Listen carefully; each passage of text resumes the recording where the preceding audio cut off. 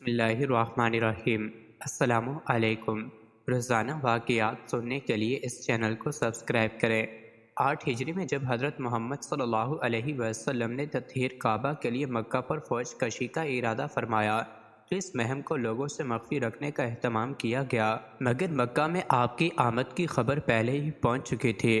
اس وقت وہ مشرکین جنہوں نے آپ کو بے کسی کی حالت میں اس عرض مقدس سے جلا وطن کیا تھا، اب اپنے انجام سے گھبرا رہے تھے، کیونکہ اب اسلام کے سیلاب کو روکنا ان کے بس سے باہر ہو چکا تھا۔ جب حضور صلی اللہ علیہ وآلہ وسلم نے جانثار صحابہ کرام کے ہمراہ مکہ کے قریب پہنچ کر مرہ الزہران میں قیام فرمایا تو ابو سفیان، حکیم بن حزام اور بدیل بن ورقہ تحقیقات کے لیے مکہ سے باہر نکل آئے۔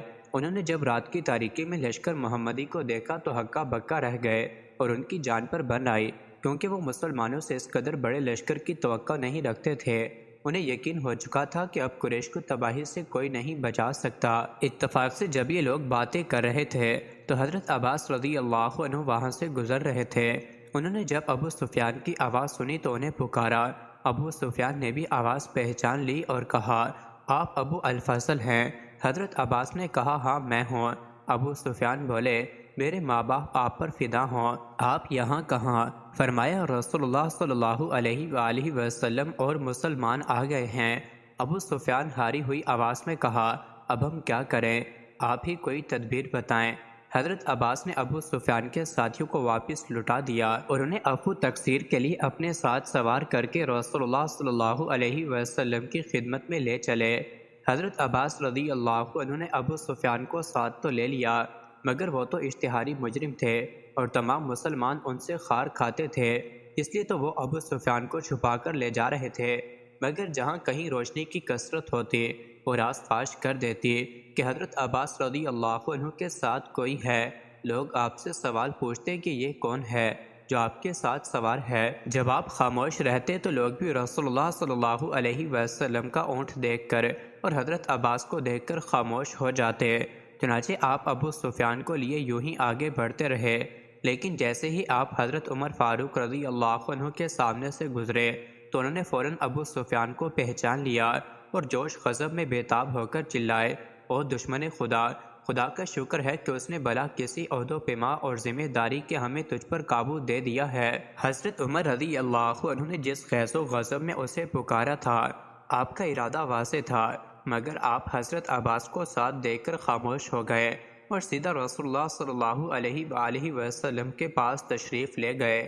لیکن آپ سے پہلے حضرت عباس رضی اللہ عنہ ابو سفیان کو لے کر حضور صلی اللہ علیہ وسلم کی بارگاہ میں پہنچ چکے تھے۔ حضرت عمر رضی اللہ عنہ نے وہاں پہنچتے ہی عرض کیا، یا رسول اللہ صلی اللہ علیہ وآلہ وسلم، یہ ابو سفیان ہے، خدا نے اس کو بغیر کسی عہد و پیمان کے ہمارے حوالے کر دیا ہے، اجازت دیجیے کہ اس دشمن خدا کی گردن اڑا دوں۔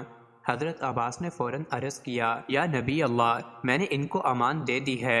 ابو سفیان جو شرمندگی اور ندامت میں سر جھکائے کھڑے تھے، اب منہ چھپانے کے لیے زمین میں کوئی کونا تلاش کر رہے تھے۔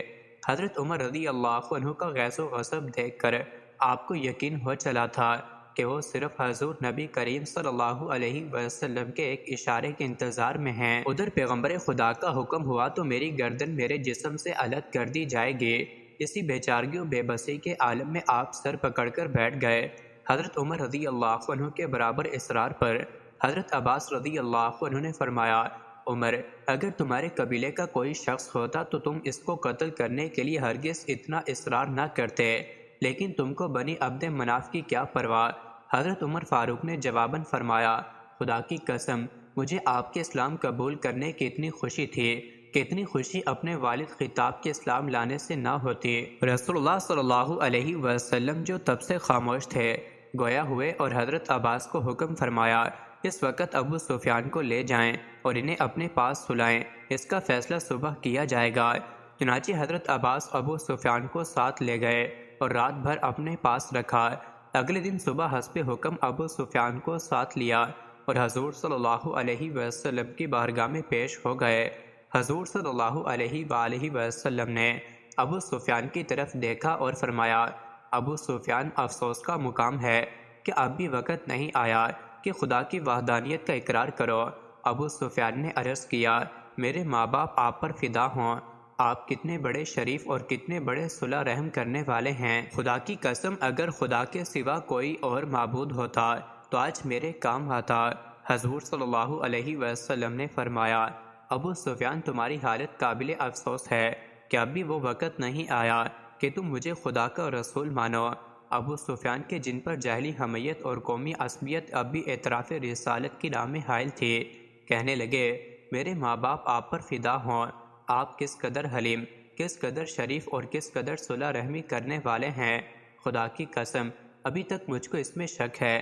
یہ ایسا جملہ تھا کہ ابو سفیان کا اسی وقت سر تن سے جدا کر دینے کے لیے کافی تھا، مگر حضور صلی اللہ علیہ وآلہ وسلم کی موجودگی میں صحابہ کرام نے خاموشی اختیار کیے رکھی۔ حضرت عباس رضی اللہ عنہ نے ابو سفیان کا یہ گستاخانہ جملہ سنا تو انہیں ڈانٹ کر فرمایا، ابو سفیان اس سے پہلے کہ سر تن سے جدا ہو جائے کہو لا الہ الا اللہ محمد رسول اللہ۔ حضرت عباس رضی اللہ عنہ کی ڈانٹ سنتے ہی ابو سفیان کی جیسے آنکھیں کھل گئی ہوں، فوراً کلمہ توحید و رسالت کا اقرار کیا اور آستان نبوت پر سر خم کر دیا۔ اس کے ساتھ ہی حضور نبی کریم صلی اللہ علیہ وسلم نے نہ صرف ابو سفیان کی جان بخشی کا اعلان فرما دیا بلکہ ابو سفیان کے گھر کو بیت الامن کا درجہ بھی دے دیا۔ مزید ایسے ہی ویڈیوز کے لیے چینل کو ضرور سبسکرائب کریں۔